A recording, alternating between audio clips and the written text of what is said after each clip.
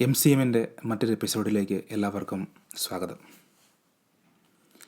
2012 ഈജിപ്തിലെ കൈറോയിൽ നിന്ന് മുംബൈയിലേക്കുള്ള യാത്രയിൽ തൊട്ടടുത്ത സീറ്റിലിരുന്നത് ഫാത്തിമ എന്ന ഒരു ഹൈദരാബാദുകാരി പെൺകുട്ടിയായിരുന്നു.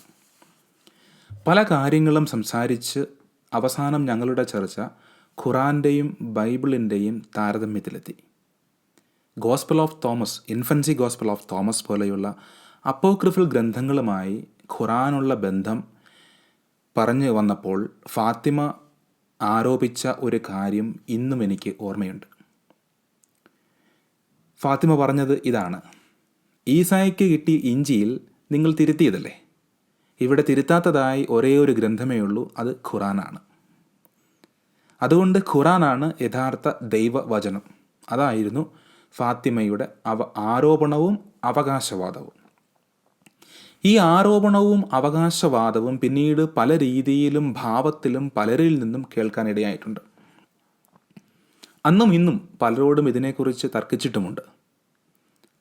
മുഹമ്മദീയർ കരുതുന്നത് പോലെ ഒരു പുസ്തകവുമായല്ല യേശു ഈ ലോകത്തിലേക്ക് വന്നത് എന്നൊക്കെ പറഞ്ഞു കൊടുക്കാനായിട്ട് ശ്രമിച്ചിട്ടുമുണ്ട്. ഈസ കൊണ്ടുവന്ന ഇഞ്ചീൽ എന്നൊരു പുസ്തകം ഇല്ലായിരുന്നു. ഇല്ലാത്ത ഒരു പുസ്തകം ഒരിക്കലും തിരുത്തുവാൻ സാധിക്കുകയുമില്ല. അതല്ല, ഈസ ഒരു പുസ്തകവുമായിട്ട് വന്നു, അത് ക്രിസ്ത്യാനികൾ തിരുത്തി എങ്കിൽ അതിനുള്ള തെളിവ്, ഏതെങ്കിലും ചരിത്രപരമായ തെളിവുകൾ നിങ്ങൾക്കുണ്ടെങ്കിൽ നിങ്ങളത് ഞങ്ങളെ കാണിക്കൂ എന്ന് പറഞ്ഞിട്ടും അവർ അതിന് തയ്യാറായിട്ടില്ല. ഇങ്ങനെ തെളിവുകളൊന്നും നൽകാതെ വെറുതെ ആരോപണങ്ങൾ ഉന്നയിക്കുകയും അത് ആവർത്തിക്കുകയും മാത്രമാണ് ഇസ്ലാമിക ദാവാക്കാരും അപ്പോളജിസ്റ്റുകളും സ്ഥിരമായിട്ട് ചെയ്തു പോരുന്നത്. ഇനി ഇഞ്ചീലിൻ്റെ കാര്യം അവിടെ നിൽക്കട്ടെ. ഇഞ്ചീലിനോട് ഇക്കൂട്ടർ ഉപമിക്കുന്ന ഖുറാൻ്റെ സത്യാവസ്ഥ എന്താണ്? ഇസ്ലാമിക ദാവാക്കാർ അവകാശപ്പെടുന്നത് പോലെ അള്ളാഹു ജിബ്രീൽ മലക്ക് വഴി മുഹമ്മദിന് നൽകിയ ഖുറാൻ വള്ളി പുള്ളി മാറ്റമില്ലാതെ ഇന്നും സംരക്ഷിക്കപ്പെട്ടു പോരുന്നുണ്ടോ? ചില തെളിവുകളുടെ അടിസ്ഥാനത്തിൽ ഇതിൻ്റെ സത്യാവസ്ഥ നമുക്കൊന്ന് പരിശോധിച്ച് നോക്കാം.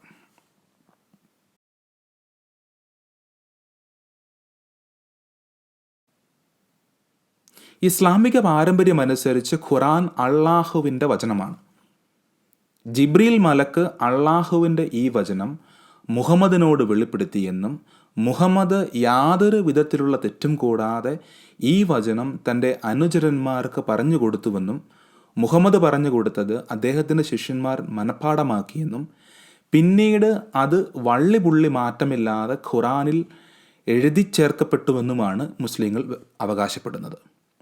AD 610-632 വരെയുള്ള കാലഘട്ടത്തിൽ മുഹമ്മദിന് ജിബ്രീൽ മലക്ക് വെളിപ്പെടുത്തി കൊടുത്തുവെന്ന് അവകാശപ്പെടുന്ന അതേ വാക്കുകൾ വള്ളിപുള്ളി മാറ്റമില്ലാതെ ലോകത്ത് എല്ലായിടത്തുമുള്ള എല്ലാ ഖുറാൻ ഗ്രന്ഥങ്ങളിലും എക്കാലവും സംരക്ഷിക്കപ്പെട്ടു പോരുന്നു എന്നാണ് അവരുടെ വാദം.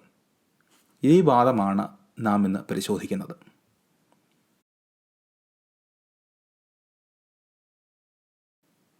ഖുറാൻ്റെ ചരിത്രം പരിശോധിച്ചാൽ ഖുറാൻ രചിക്കപ്പെട്ടത് ആ പുസ്തകത്തിൻ്റെ ട്രാൻസ്മിഷൻ്റെ 4ാമത്തെ സ്റ്റേജിലാണ് എന്ന് നമുക്ക് മനസ്സിലാകും. 1ാമത്തെ സ്റ്റേജിൽ അള്ളാഹുവിൽ നിന്ന് ആദ്യം അത് ജിബ്രീൽ മലക്കിന് ലഭിക്കുന്നു. 2ാമത്തെ സ്റ്റേജിൽ ജിബ്രീൽ മലക്ക് അത് മുഹമ്മദിന് നൽകുന്നു. 3ാമത്തെ സ്റ്റേജിൽ മുഹമ്മദ് അത് തൻ്റെ അനുചരന്മാർക്ക് പറഞ്ഞു കൊടുക്കുന്നു. 4ാമത്തെ സ്റ്റേജിൽ അനുചരന്മാരിൽ ചിലരോ അല്ലെങ്കിൽ അവരുടെ ശിഷ്യന്മാരുടെ ശിഷ്യരോ ഒക്കെ അത് എഴുതി വയ്ക്കുന്നു. യുക്തിപരമായി ഇത്രയും സ്റ്റേജുകൾ കഴിഞ്ഞ് ഒരാൾ രചിക്കുന്ന ഒരു ഗ്രന്ഥത്തിൻ്റെ ആധികാരികത വളരെ ദുർബലമാണ്. അത് ഹിയർസേ എന്ന ലോജിക്കൽ ഫാലസിയുടെ കീഴിൽ വരും. എന്താണ് ഹിയർസേ എന്ന ലോജിക്കൽ ഫാലസി? ചുരുക്കത്തിൽ പറയാം. ഒരാൾ ഒരു കാര്യത്തിന് തെളിവായി ഒരു സംഭവം വിവരിക്കുന്നു എന്ന് കരുതുക. അയാൾ ആ സംഭവം നേരിട്ട് അനുഭവിച്ചിട്ടില്ലാത്ത വ്യക്തിയാണെങ്കിൽ ആ വിവരണം തെറ്റാവാനോ അതിശയോക്തി കലർത്തിയതാകാനോ അതുമല്ലെങ്കിൽ നിസാരമാക്കി കളഞ്ഞതാകാനോ സാധ്യതയുണ്ട്. ഓരോ പ്രാവശ്യവും സന്ദേശങ്ങൾ വാമൊഴിയായി കൈമാറ്റം ചെയ്യപ്പെടുന്നതിനോടൊപ്പം ഇത്തരം തെറ്റുകൾ കൂടി വരുമെന്ന് പരീക്ഷണങ്ങൾ വഴി തെളിയിക്കപ്പെട്ടിട്ടുണ്ട്. ഈ കൈമാറ്റത്തിനിടയിൽ സംഭവിക്കുന്ന ചെറിയ മാറ്റങ്ങൾ പോലും വലിയ വ്യത്യാസങ്ങൾ കൊണ്ടുവരും. അതിനാൽ തന്നെ വേരിഫൈ ചെയ്യാൻ കഴിവില്ലാത്ത ഒരു കാര്യത്തെക്കുറിച്ചുള്ള ചർച്ചയിൽ ഹിയർസേ വളരെ ദുർബലമായ ഒരു തെളിവാണെന്ന് മാത്രമല്ല, സാധാരണ രീതിയിൽ അത് ഒരു തെളിവേ അല്ല. ഇവിടെ മുഹമ്മദിന് പോലും അള്ളാഹുവിൽ നിന്ന് ഇത് നേരിട്ടല്ല ലഭിച്ചത്. അതായത് ഖുറാൻ നേരിട്ടല്ല ലഭിച്ചത്. മുഹമ്മദിന് പോലും ജിബ്രീൽ മലക്ക് പറഞ്ഞത് നേരാണോ എന്ന് വെരിഫൈ ചെയ്യാനായിട്ട് കഴിഞ്ഞിട്ടുമില്ല. അതായത് നേരിട്ട് അള്ളാഹുവിൽ നിന്ന് വെരിഫൈ ചെയ്യാനായിട്ട് മുഹമ്മദിന് കഴിഞ്ഞിട്ടില്ല. അള്ളാഹുവിൽ നിന്ന് കുറഞ്ഞ പക്ഷം 4 സ്റ്റേജുകളെങ്കിലും കഴിഞ്ഞ് എഴുതപ്പെട്ട ഒരു പുസ്തകമെന്ന നിലയിലും അത് എഴുതിയ വ്യക്തികൾക്ക് പോലും ഇതിൻ്റെ പ്രൈമറി സോഴ്സായ അള്ളാഹുവിൽ നിന്ന് അത് വെരിഫൈ ചെയ്യാൻ കഴിയില്ല എന്നതിനാലും ഹിയർസേയുടെ ലോജിക്കൽ ഫാലസിയിൽപ്പെട്ട ഒരു പുസ്തകമാണ് ഖുറാൻ എന്ന് നമുക്ക് ഉറപ്പിക്കാം. ചുരുക്കത്തിൽ അള്ളാഹുവിൻ്റെ വചനം വള്ളിപുള്ളി വ്യത്യാസമില്ലാതെ ഖുറാനിൽ സംരക്ഷിക്കപ്പെട്ടു പോരുന്നു എന്നുള്ള അവകാശവാദം യുക്തിപരമായി ദുർബലമാണെന്ന് മാത്രമല്ല, അത് ബുദ്ധിക്ക് നിരക്കാത്തതുമാണ്.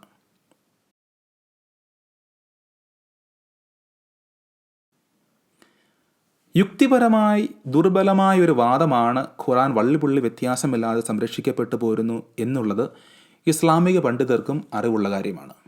അതുകൊണ്ടാണ് ഖുറാൻ്റെ സംരക്ഷണവും യാതൊരു തെറ്റും കൂടാതെയുള്ള അതിൻ്റെ ട്രാൻസ്മിഷനും ന്യായീകരിക്കുവാൻ അവർ അത് അള്ളാഹുവിൻ്റെ വചനമാണെന്നും അള്ളാഹു സർവശക്തനാകയാൽ ഖുറാനെ യാതൊരു വിധത്തിലുള്ള തെറ്റും കടന്നു കൂടാതെ സംരക്ഷിക്കുവാൻ അള്ളാഹുവിന് കഴിയുമെന്നും അള്ളാഹു അങ്ങനെ ചെയ്യുന്നുവെന്നും ഉള്ള ദൈവശാസ്ത്രപരമായ വാദം ഉയർത്തുന്നത്.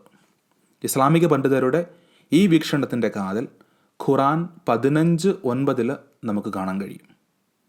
എന്താണ് ഖുറാൻ 15:9?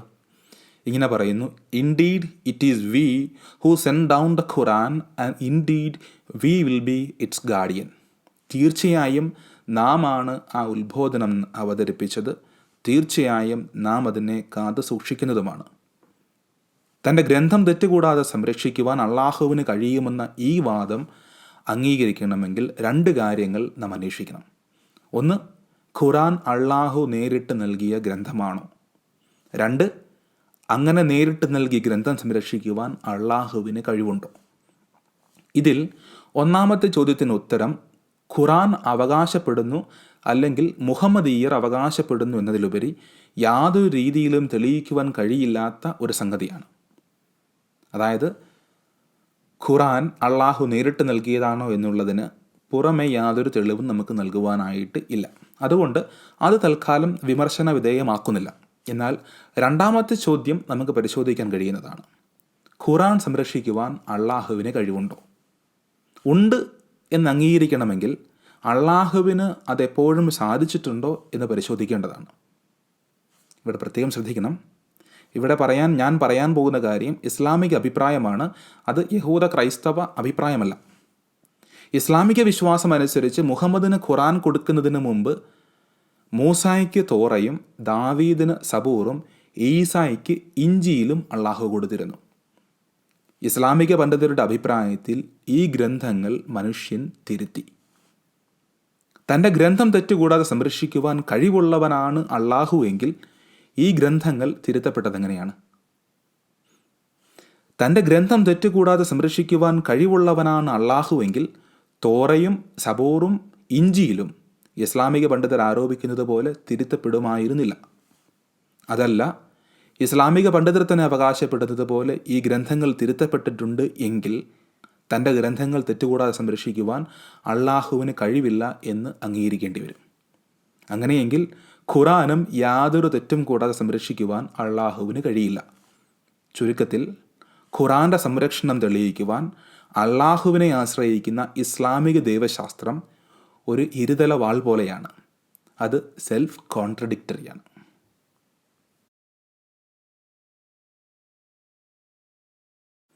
യുക്തിപരമായും ദൈവശാസ്ത്രപരമായും തെളിയിക്കുവാൻ കഴിയാത്ത ഒന്നാണ് ഖുറാൻ വള്ളിപുള്ളി വ്യത്യാസമില്ലാതെ സംരക്ഷിക്കപ്പെട്ടു പോരുന്നു എന്ന വാദം എന്ന് നാം കണ്ടു.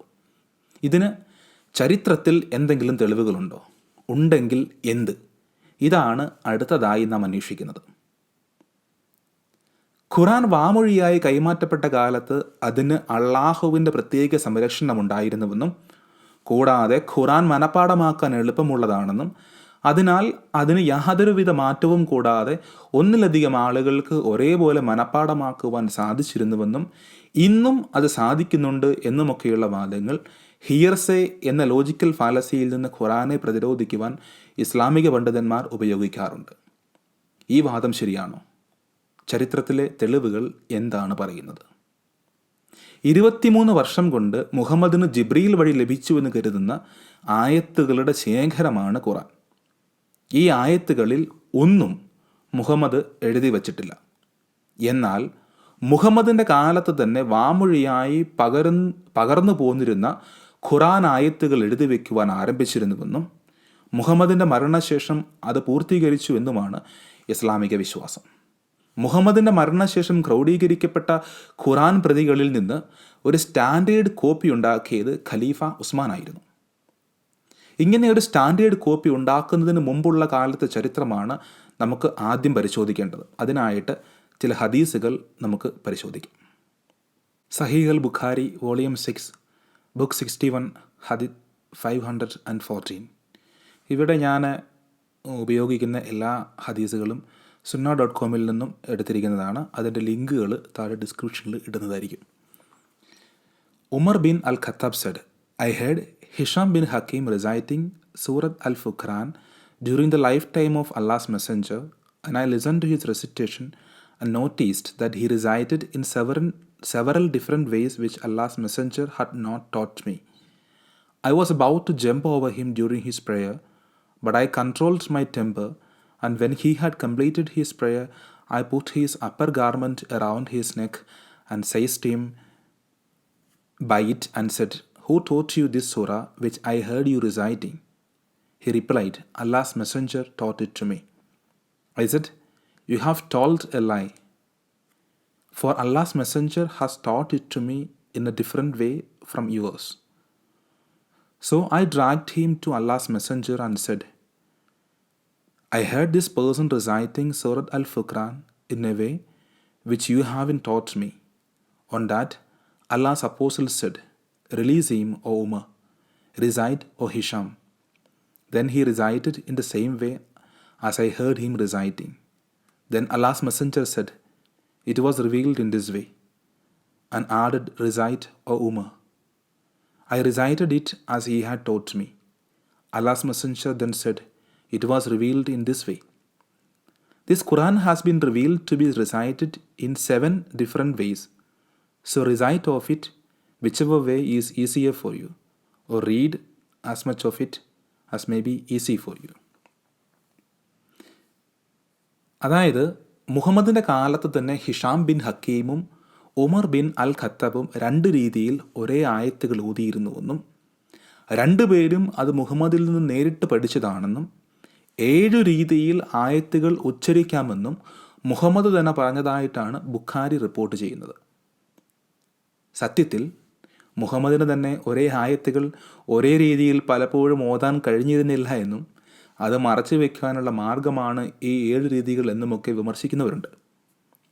ഇങ്ങനെ പലരും പല രീതിയിൽ ഓതിയിരുന്ന ഖുറാൻ ആയത്തുകൾ സമാഹരിച്ച് ഒരു പുസ്തകമാക്കിയത് മുഹമ്മദിന് ശേഷമാണ്.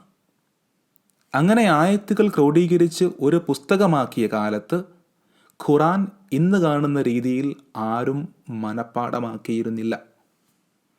മുഹമ്മദിന് പോലും ഇന്നത്തെ ഓർഡറിലായിരുന്നില്ല ഖുറാനിലെ ആയത്തുകൾ വെളിപ്പെട്ട് കിട്ടിയത്. ഖുറാനിലെ 96-ാം അധ്യായമായ അൽ അലാഖിലെ ആദ്യ 5 ആയത്തുകളാണ് മുഹമ്മദിന് ആദ്യം വെളിപ്പെട്ട് കിട്ടിയത് എന്നാണ് ഇസ്ലാമിക വിശ്വാസം. ഇങ്ങനെ ഒരടുക്കും ചിട്ടയുമില്ലാതെ വെളിപ്പെട്ട് കിട്ടിയ ആയത്തുകൾ ക്രോഡീകരിക്കാൻ മുഹമ്മദിന് ഒരാഗ്രഹവും ഉണ്ടായിരുന്നുമില്ല. മാത്രമല്ല, ഈ ആയത്തുകൾ ഒന്നുവിടാതെ മുഴുവൻ ആയത്തുകളും മനഃപ്പാഠമാക്കിയ ആരും തന്നെ അവ ക്രോഡീകരിക്കപ്പെട്ട കാലത്ത്, സമാഹരിക്കപ്പെട്ട കാലത്ത് അറേബ്യയിൽ ജീവിച്ചിരുന്നുമില്ല. ഇതിനും തെളിവ് ബുഖാരി നൽകുന്നുണ്ട്. സഹീഹ് അൽ ബുഖാരി വോളിയം 6 ബുക്ക് 61 ഹദീസ് 509. Narrated Zaid bin Thabit, Abu Bakr al-Siddiq sent for me when the people of Yamama had been killed, and I went to him and found Umar bin al-Khattab sitting with him. Abu Bakr then said to me, Umar has come to me and said, casualties were heavy among the Qurra of the Quran. That is, those who knew the Quran by heart on the day of the battle of Yamama. And I am afraid that more heavy casualties may take place among the Qurra on the battlefields, whereby a large part of the Quran may be lost. Therefore I suggest you order that the Quran be collected. I said to Umar, how can you do something which Allah's apostle did not do? അതായത് സയ്യിദ് യമാമയിലെ യുദ്ധക്കളത്തിൽ ചെല്ലുമ്പോൾ അവിടെ ഒത്തിരിയധികം ആളുകൾ കൊല്ലപ്പെട്ടിട്ടുണ്ട്. ഖുറാൻ മനപ്പാടമാക്കിയിരുന്ന ഒത്തിരിയധികം ആളുകൾ ആ യുദ്ധത്തിൽ കൊല്ലപ്പെട്ടു. അപ്പോൾ ഉമറിന് ഒരു ഭയങ്കര പേടി, ഇതുപോലെ ഉള്ള ഇനിയും ആളുകൾ ഖുറാൻ മനപ്പാടമാക്കിയ മറ്റുള്ളവരും ഇതുപോലെ മറ്റ് യുദ്ധക്കളങ്ങളിൽ കൊല്ലപ്പെട്ട് കഴിഞ്ഞാൽ ഖുറാൻ എന്നേക്കുമായി നഷ്ടപ്പെട്ടു പോകുമെന്ന് ഉമറിന് പേടിയുണ്ടായി. അതുകൊണ്ട് ഉമർ അബൂബക്കറിനോട് പറയുകയാണ്, നീ ഈ ഖുറാനൊക്കെ ഒരുമിച്ച് ഒന്ന് ക്രോഡീകരിക്കണം, ഒരു പുസ്തകമാക്കണം.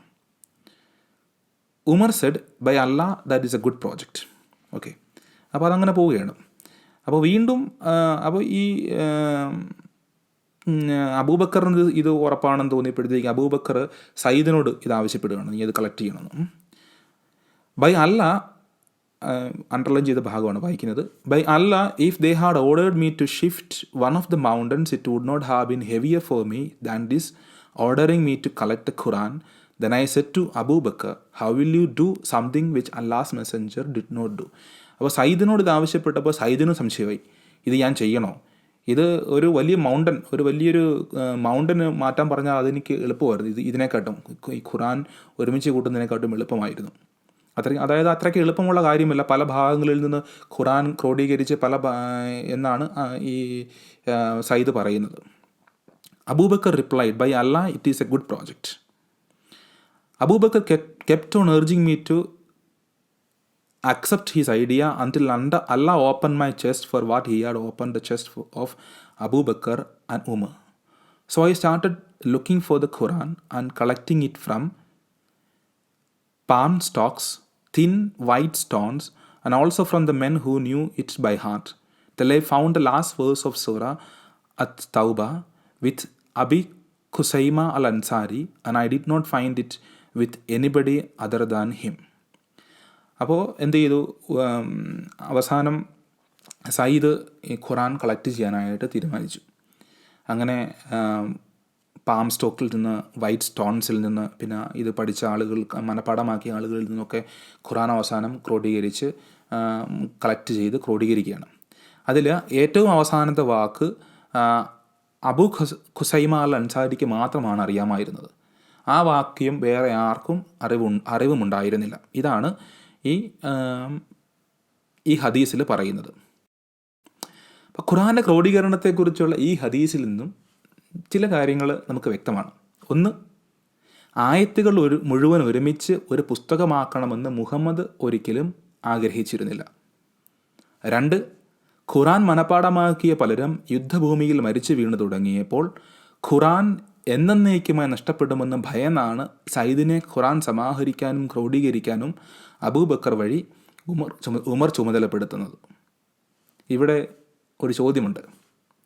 ഖുറാൻ എന്നേക്കും സംരക്ഷിക്കപ്പെടുമെന്ന് അള്ളാഹു വാഗ്ദാനം ചെയ്തതിൽ പൂർണ്ണ വിശ്വാസമുണ്ടായിരുന്നുവെങ്കിൽ പിന്നെ എന്തുകൊണ്ടാണ് ഇവിടെ ഉമർ ഇങ്ങനെ പേടിക്കുന്നത്? ഖുറാന് ഇന്ന് കാണുന്ന രൂപം നൽകിയത് മുഹമ്മദല്ല. അതിനാൽ മുഹമ്മദിന് കൊടുത്ത ഖുറാനിൽ നിന്ന് എന്തെങ്കിലും മാറ്റം ഇന്നത്തെ ഖുറാന് ഉണ്ടോ എന്ന് പറയാൻ മുഹമ്മദിന് കഴിഞ്ഞിട്ടുമില്ല. അത് തീരുമാനിച്ചത് സയ്യിദാണ്. 4, സൂറ തൗബയിലെ ഒരു ആയത്ത് അക്കാലത്ത് അബി ഖുസൈമ അൽ അൻസാരിക്ക് മാത്രമാണ് അറിയാമായിരുന്നത്. അതിൻ്റെ അർത്ഥം മുഹമ്മദിൻ്റെ അനുചരന്മാരിൽ മറ്റാർക്കും ഖുറാൻ പൂർണ്ണമായും അറിയില്ലായിരുന്നു എന്നതാണ്. ഇനി അബി ഖുസൈമയ്ക്കും ഈ ആയത്തിനോടൊപ്പം ഖുറാനിലെ മറ്റെല്ലാ ആയത്തുകളും അറിയാനുള്ള സാധ്യത കുറവാണ്. കാരണം അബി ഖുസൈമയ്ക്ക് എല്ലാ ആയത്തുകളും അറിയാമായിരുന്നുവെങ്കിൽ സയ്യിദിന് ഖുറാൻ്റെ ബാക്കി ഭാഗങ്ങൾ തേടി മറ്റ് സ്ഥലങ്ങളിൽ പോയി അന്വേഷിക്കേണ്ടി വരില്ലായിരുന്നു. ഇങ്ങനെ ഖുറാൻ ക്രോഡീകരിക്കപ്പെട്ട സമയത്ത് അതിലെ ആയത്തുകളെല്ലാം തന്നെ അറിയാമായിരുന്ന ആരും അറേബ്യയിൽ ജീവിച്ചില്ലായിരുന്നുവെങ്കിൽ ആ ക്രോഡീകരിക്കപ്പെട്ട പുസ്തകത്തെക്കുറിച്ച് ആധികാരികമായി പറയാൻ കഴിയുന്ന ഒരു വ്യക്തിയും അക്കാലത്ത് ജീവിച്ചിരുന്നില്ല എന്നും അതിനർത്ഥമുണ്ട്. ഈ ആധികാരികത അതായത് ഈ ഖുറാൻ്റെ ആധികാരികത തീരുമാനിച്ചത് സയ്യിദിൻ്റെ വിവേചനാധികാരം ഉപയോഗിച്ചാണ്. അതായത് ഇന്നത്തെ ഖുറാൻ്റെ ആധികാരികത സയ്യിദാണ്, അല്ലാതെ മുഹമ്മദ് അല്ല. അതുകൊണ്ട് തന്നെ സയ്യിദിൻ്റെ കയ്യിലുണ്ടായിരുന്ന സമ്പൂർണ്ണ ഖുറാൻ സമ്പൂർണ്ണമാണോ എന്ന് പരിശോധിക്കേണ്ടതുണ്ട്, അല്ലേ? കാരണം മുഹമ്മദ് അല്ല ഇത് ക്രോഡീകരിച്ചതുള്ളൂ, സയ്യിദ് ആയതുകൊണ്ട് അത് പൂർണ്ണമാണോ പരിശോധിക്കേണ്ടതുണ്ട്. സയ്യിദിൻ്റെ കാലത്ത് ജീവിച്ചിരുന്ന മറ്റുള്ളവരുടെ അഭിപ്രായം എന്തായിരുന്നു എന്ന് അറിയേണ്ടതുണ്ട്. അപ്പോൾ അതുകൊണ്ട് അതിനായി നമുക്ക് ചില ഹദീസുകൾ പരിശോധിക്കാം. മറ്റുള്ളവരുടെ അഭിപ്രായം എന്തായിരുന്നു എന്നറിയാനായിട്ട് ചില ഹദീസുകൾ നമുക്ക് പരിശോധിക്കാം. സഹീഹ് മുസ്ലിം ബുക്ക് 5 ഹദീസ് 2286. Abu Harb bin Abu al-Aswad reported on the authority of his father that Abu Musa al-Ashri sent for the reciters of Basra. They came to him and they were 300 in number. They recited the Quran and he said, "You are the best among the inhabitants of Basra, for you are the reciters among them. So continue to recite it. That you were reciting for a long time may not harden your hearts as were hardened the hearts of those before you." We used to recite a surah which resembled in length and severity to Surah Barath. I have, however, forgotten it with the exception of this, which I remember out of it. If there were 2 valleys full of riches for the son of Adam, he would long for a third valley, and nothing would fill the stomach of the son of Adam but dust. And we used to recite a surah which resembled one of the surahs of Musabihat, and I have forgotten it, but remember out of it.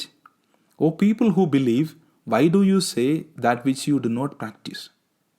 And that is recorded in your necks as a witness against you, and you would be asked about it on the day of resurrection. ഇതിൻ്റെ തർജ്ജമ എനിക്ക് എൻ്റെ കയ്യിൽ കിട്ടിയില്ല, എങ്കിലും മനസ്സിലാക്കാനുള്ള എളുപ്പത്തിനായി ഇതൊന്ന് ഈ ഇംഗ്ലീഷ് ഭാഗമൊന്ന് മലയാളത്തിലേക്ക് തർജ്ജമ ചെയ്യാനായിട്ട് ശ്രമിക്കാം. അബൂ മുസ അൽ അഷ്അരി ബസ്രയിൽ ഖുറാൻ ഓതുന്നവരെ വിളിച്ചു വരുത്തി. അവർ 300ഓളം പേരുണ്ടായിരുന്നു. അവർ ഖുറാൻ ഓതിക്കഴിഞ്ഞപ്പോൾ അദ്ദേഹം അവരോട് പറഞ്ഞു, നിങ്ങൾ ബസ്രയിലെ ആളുകളിൽ ഏറ്റവും മികച്ചവരാണ്, കാരണം അവരുടെ ഇടയിൽ ഖുറാൻ ഓതുന്നത് നിങ്ങളാണ്.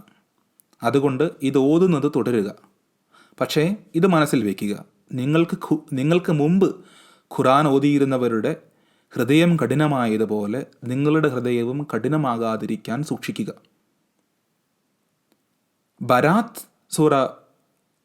ബരാത്തിനോളം, അതായത് സൂറ തൗബയോളം നീളവും കഠിനവുമായിരുന്ന ഒരു അധ്യായം, ഒരു സൂറ ഞങ്ങൾ ഓതാറുണ്ടായിരുന്നു.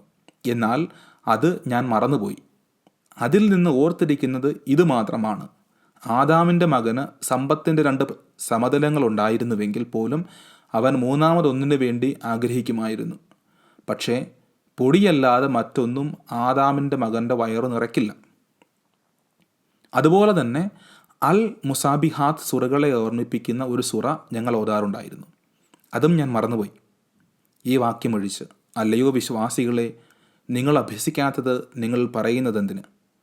ഇത് നിങ്ങളുടെ കഴുത്തിൽ നിങ്ങൾക്കെതിരെയുള്ള സാക്ഷ്യമായി അടയാളപ്പെടുത്തുകയും പുനരുത്ഥാനത്തിൻ്റെ ദിവസത്തിൽ ഇക്കാര്യത്തെക്കുറിച്ച് നിങ്ങളോട് ചോദിക്കപ്പെടുകയും ചെയ്യും.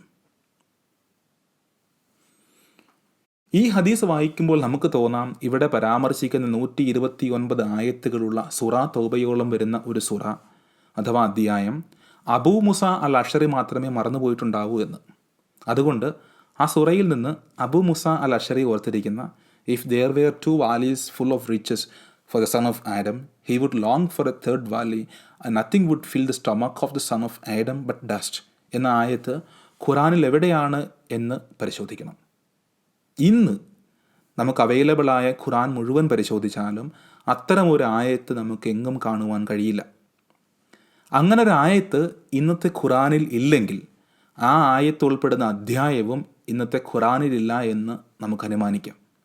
അതായത് 129 ആയത്തുകളുള്ള സുറ തൗബയോളം വരുന്ന ഒരു പൂർണ്ണ അധ്യായം തന്നെ ഇന്നത്തെ ഖുറാനിൽ നിന്ന് അപ്രത്യക്ഷമായിരിക്കുന്നു.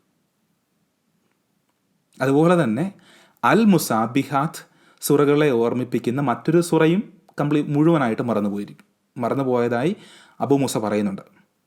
അതായത് വള്ളിപുള്ളി കാര്യമൊക്കെ വിട്. 2 അധ്യായങ്ങൾ തന്നെ ഖുറാനിലില്ല എന്ന് സഹീഹ് മുസ്ലിം പറയുന്നത്. ഇവിടെയും കഴിയുന്നില്ല ഖുറാൻ്റെ അപൂർണത. പലപ്പോഴും വിമർശിക്കപ്പെടുന്ന മുലകുടി ഹദീസിനെ കുറിച്ച് സഹീഹ് മുസ്ലിം പറയുന്നത് ഇങ്ങനെയാണ്. സഹീഹ് മുസ്ലിം ബുക്ക് 8 ഹദീസ് 3421. Ayisha reported that it had been revealed in the Holy Quran that 10 clear suckings make the marriage unlawful. Then it was abrogated and substituted by 5 sucklings, and Allah's apostle died, and it was before that time in the Holy Quran and recited by the Muslims. അതായത് 10 പ്രാവശ്യം ഒരു സ്ത്രീ ഒരാൾക്ക് മുല കൊടുത്താൽ അയാൾ ആ സ്ത്രീയുടെ മകനാകുമെന്നും അതിനാൽ ആ സ്ത്രീക്ക് അയാളെ വിവാഹം കഴിക്കാൻ പാടില്ല എന്നും ഒരായത്ത് ഖുറാനിലുണ്ടായിരുന്നു. എന്നാൽ 10 പ്രാവശ്യം കൂടുതലാണെന്ന് തോന്നിയതുകൊണ്ടാവും പിന്നീട് അത് ചുരുക്കി 5 പ്രാവശ്യം എന്നാക്കി എന്നും ആയിഷ പറയുന്നു. അള്ളാഹുവിൽ നിന്ന് നേരിട്ട് ലഭിച്ച ഒരു പുസ്തകമാണെങ്കിൽ എന്തുകൊണ്ട് ഈ തിരുത്ത് ഈ ആയത്തിൻ്റെ കാര്യത്തിലുണ്ടായി? അള്ളാഹുവിന് ബോധ്യം ലഭിച്ചത് ആദ്യത്തെ ആയത്ത് ഇറക്കിയ ശേഷമാണ് എന്ന് കരുതണോ? അങ്ങനെ കരുതിയാൽ അള്ളാഹു എല്ലാം അറിയുന്നവനാണെന്ന വാദവും അള്ളാഹു യാതൊരു തിരുത്തലും കൂടാതെ ഈ പുസ്തകം ഇനിയും കാലങ്ങൾ നിലനിർത്തുന്നുള്ള വാദവും നിലനിൽക്കുന്നത് എങ്ങനെയാണ്? അള്ളാഹുവിൻ്റെ മനസ്സ് ഇനിയും മാറിയാലോ? ഇനി മുലകുടി ആയത്തിൻ്റെ പ്രശ്നം ഇവിടെയും കഴിയുന്നില്ല. സുനാൻ ഇബിൻ മജ വോളിയം 3 ബുക്ക് 9 ഹദീസ് 1944. It was narrated that Aisha said, "The verse of stoning and of breastfeeding an adult 10 times was revealed, and the paper was with me under my pillow. When the messenger of Allah died, we were preoccupied with his death, and a tame sheep came in and ate it." സുനാൻ ഇബിൻ മാജായുടെ ഈ ഹദീസാണ് മുലകുടി ആയത്തുകളുടെ യഥാർത്ഥ പ്രശ്നം നമുക്ക് കാട്ടിത്തരുന്നത്. ആദ്യം സൂചിപ്പിച്ച സഹീഹ് മുസ്ലിമിൻ്റെ ഹദീസ് അനുസരിച്ച് മുലകുടിയെ സംബന്ധിച്ച് 2 ആയത്തുകൾ ഖുറാനിലുണ്ടായിരുന്നു. ആദ്യം 10 പ്രാവശ്യവും പിന്നീട് അത് തിരുത്തി 5 പ്രാവശ്യവും മുല കൊടുക്കുന്നത് സംബന്ധിച്ചായിരുന്നു ഈ ആയത്തുകൾ. എന്നാൽ ഈ 2 ആയത്തുകളിലും ഇന്നത്തെ ഖുറാനിൽ നമുക്ക് കാണുവാൻ സാധിക്കില്ല. മുലകുടിയെ സംബന്ധിച്ച ഈ ആയത്തുകൾക്ക് എന്തു പറ്റി എന്നുള്ളതിൻ്റെ ഉത്തരമാണ് ആയിഷ ഇവിടെ വിവരിക്കുന്നത്. ഇത് നമുക്കൊന്ന് മലയാളത്തിലേക്ക് തർജ്ജമ ചെയ്ത് വായിച്ചു നോക്കാം. ആയിഷ പറഞ്ഞു, കല്ലെറിയുന്നതിനെയും പ്രായമുള്ള ഒരാൾക്ക് 10 പ്രാവശ്യം മുല കൊടുക്കുന്നതിനെയും സംബന്ധിച്ച് വെളിപ്പെടുത്തപ്പെട്ട ആയത്ത് എഴുതിയ പേപ്പർ എൻ്റെ തലയിണയുടെ അടിയിൽ ആയിരുന്നു. അള്ളാഹുവിൻ്റെ സന്ദേശവാഹകൻ മരിച്ചപ്പോൾ ഞങ്ങളെല്ലാവരും അവൻ്റെ മരണവുമായി ബന്ധപ്പെട്ട് തിരക്കിലായിരുന്നപ്പോൾ വീട്ടിൽ വളർത്തിയ ഒരാട് വന്ന് അത് തിന്നു. ആയിഷയുടെ ഈ ആട് തിന്നതുകൊണ്ടാണ് പ്രായമായ ഒരാൾക്ക് മുല കൊടുക്കുന്നത് സംബന്ധിച്ച ഈ ആയത്ത് ഇന്നത്തെ ഖുറാനിൽ ഇല്ലാത്തത്. ആയിഷയുടെ ഈ വിവരണത്തിൽ നിന്നും മറ്റൊരു കാര്യം കൂടി നമുക്ക് മനസ്സിലാക്കാം. മുലകുടി സംബന്ധിച്ച ആയത്ത് മാത്രമല്ല, കല്ലെറിയുന്നത് സംബന്ധിച്ച ആയത്തും ആട് തിന്നു പോയിട്ടുണ്ട്. അതും ഇന്ന് നമുക്ക് ഖുറാനിൽ കാണുവാൻ കഴിയില്ല. അതായത് ഏറ്റവും കുറഞ്ഞത് 3 ആയത്തുകളെങ്കിലുമുള്ള ഈ വിവരണങ്ങൾ അനുസരിച്ച് ഇന്നത്തെ ഖുറാനിൽ നമുക്ക് കാണുവാൻ സാധിക്കില്ല. ഒരാടിൽ നിന്ന് പോലും തൻ്റെ ഖുറാനെ സംരക്ഷിക്കുവാൻ സാധിക്കാതിരുന്ന ഒരു ദൈവമാണ് ചുരുക്കത്തിൽ അള്ളാഹു. ആ അള്ളാഹുവിൻ്റെ വാഗ്ദാനമാണ് ഖുറാൻ എന്നും സംരക്ഷിക്കപ്പെടുമെന്നത്. ഒരാടിൽ നിന്ന് പോലും ഖുറാനെ സംരക്ഷിക്കുവാൻ അള്ളാഹുവിന് കഴിയുന്നില്ലെങ്കിൽ പിന്നെ അതിനെ എന്നേക്കും സംരക്ഷിക്കുമെന്ന അള്ളാഹുവിൻ്റെ വാഗ്ദാനം എങ്ങനെ വിശ്വാസയോഗ്യമാകും? ഏതെങ്കിലും ഒരു ആയത്ത് തിരുത്തപ്പെട്ടാൽ അത് ഖുറാനിൽ നിന്ന് ഒഴിവാക്കാമെന്ന് വാദിക്കുന്നവരുണ്ട്. അതായത് ഈ 10 പ്രാവശ്യം എന്നുള്ളത് തിരുത്തി പിന്നീട് 5 പ്രാവശ്യമായതാണ്, അതുകൊണ്ട് 10 പ്രാവശ്യമുള്ളത് ഒഴിവാക്കാമെന്ന് വാദിക്കുന്നവരുണ്ട്. എന്നാൽ ആ വാദവും ശരിയല്ല എന്ന് ഹദീസുകളിൽ നമുക്ക് മനസ്സിലാക്കാം. Sahih al Bukhari volume 6 book 60 ഹദീത്ത് 60 narrated Ibn Az-Zubayr, I said to Uthman, this verse which is in Surah Al-Baqarah, those of you who die and leave widows behind without turning them out, has been abrogated by another verse. Why then do you write it in the Quran? Uthman said, leave it where it is, O the son of my brother, for I will not shift anything of it from its original position.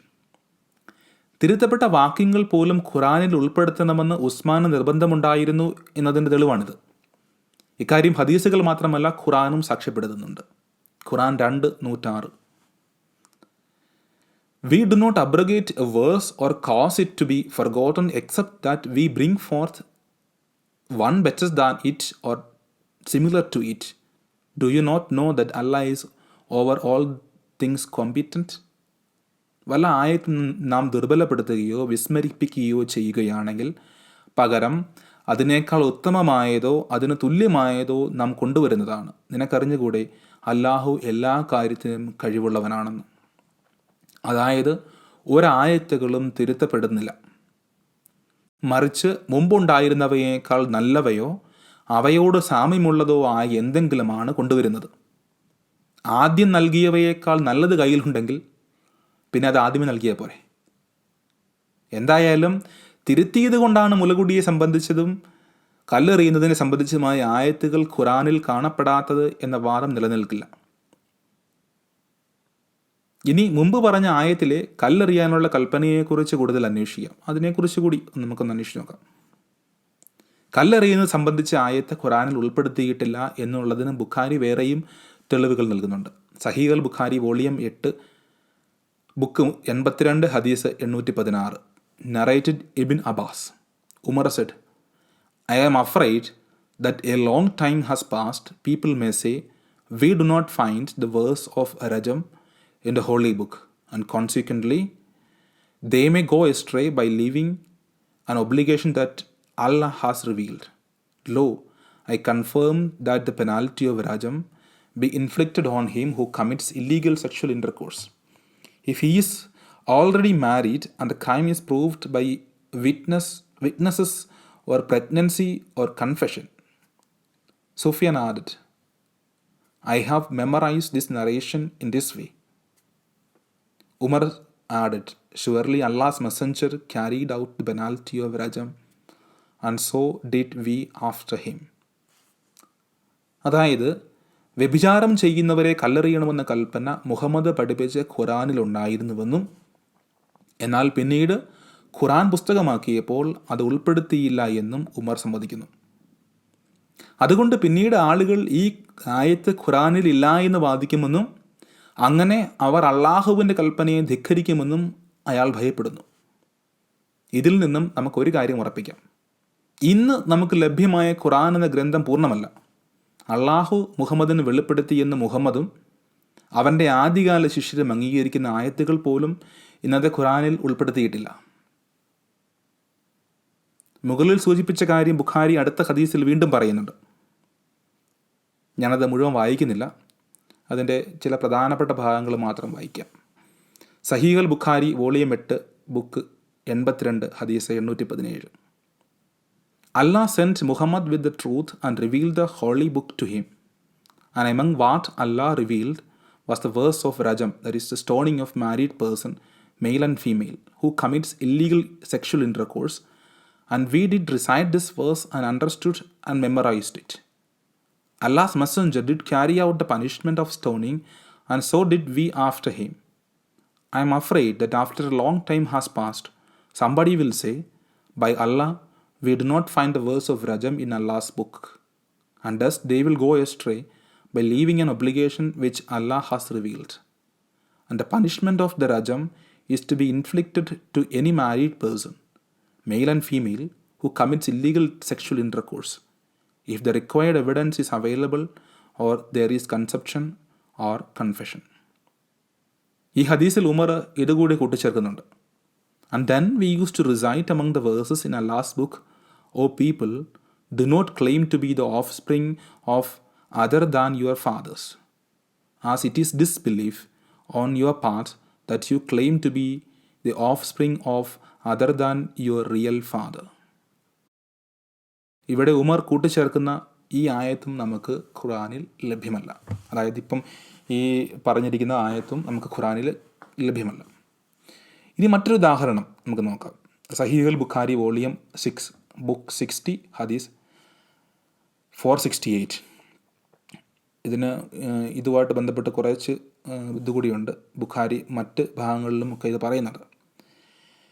Narrated Ibrahim, the companions of Abdullah came to Abu Darda,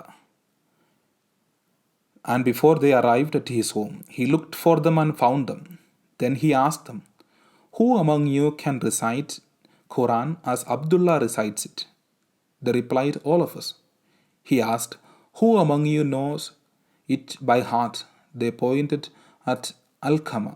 Then he asked Alqama, how did you hear Abdullah bin Masud reciting Surat Al-Layl? Alqama recited by the male and the female.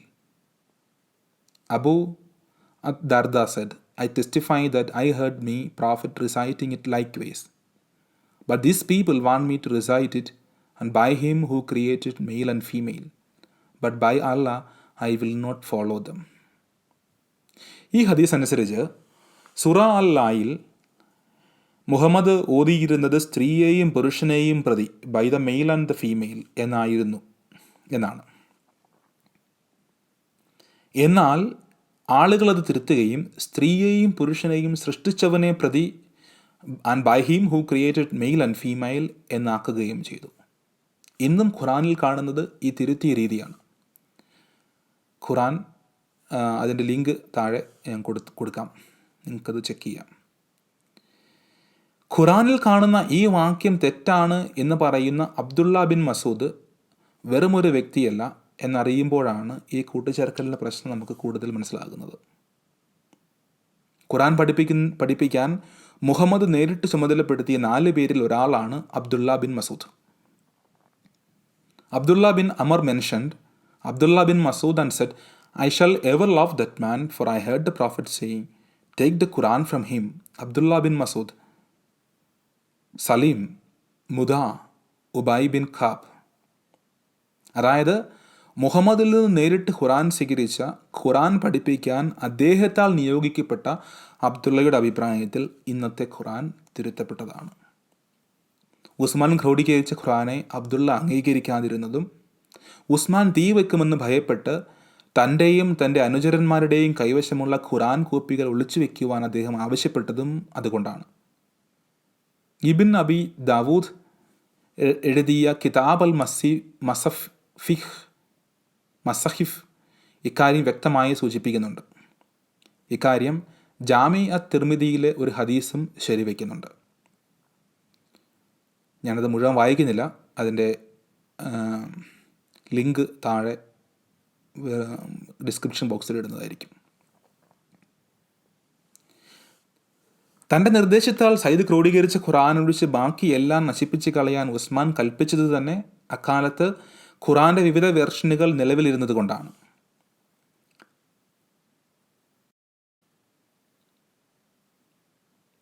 ഒരു ചെറിയ പഠനത്തിൽ തന്നെ ഇത്രയും തിരുത്തലുകൾ ഖുറാൻ്റെ ക്രോഡീകരണ സമയത്ത് തന്നെ നടന്നിട്ടുണ്ട് എന്ന് മനസ്സിലാക്കാൻ എനിക്ക് കഴിഞ്ഞിട്ടുണ്ട്.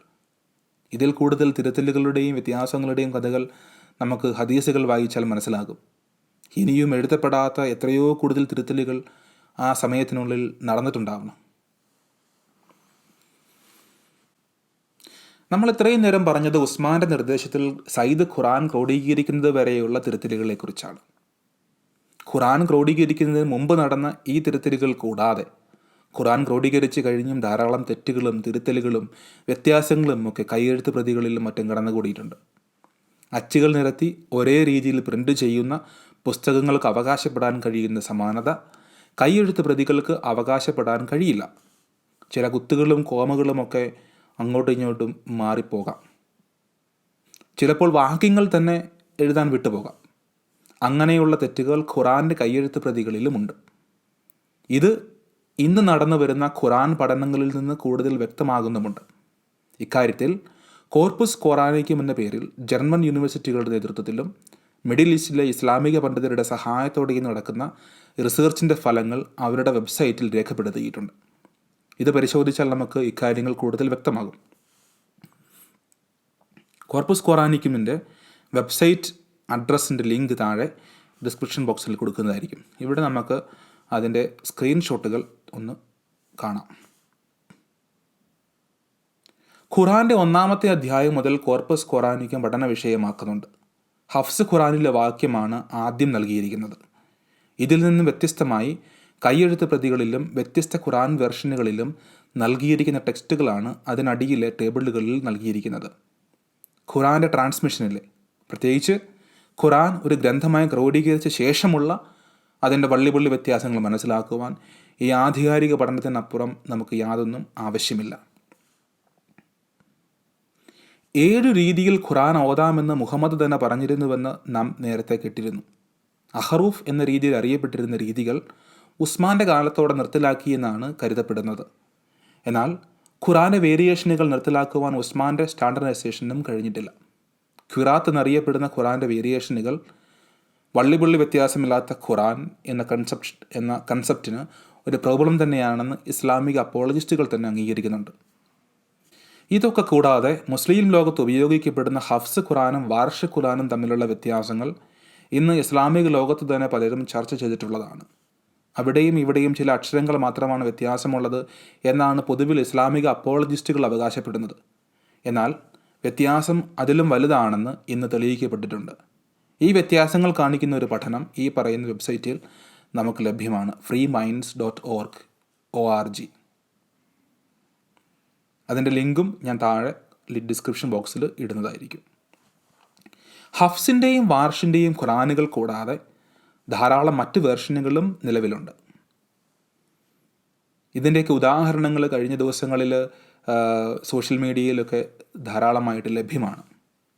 ഇത്രയും വ്യത്യസ്ത കോപ്പികൾ നിലവിലിരിക്കുമ്പോഴും കുത്തും കോമയും വള്ളിയും പുള്ളിയും വ്യത്യാസമില്ലാത്ത ഖുറാൻ, അങ്ങനെ ഒരു ഖുറാൻ, അള്ളാഹു സംരക്ഷിക്കുന്ന ഖുറാൻ എന്ന കപടവാദം ഉയർത്തുവാൻ ഇസ്ലാമിക ദാവാക്കാർക്കും അപ്പോളജിസ്റ്റുകൾക്കും യാതൊരു മടിയുമില്ല.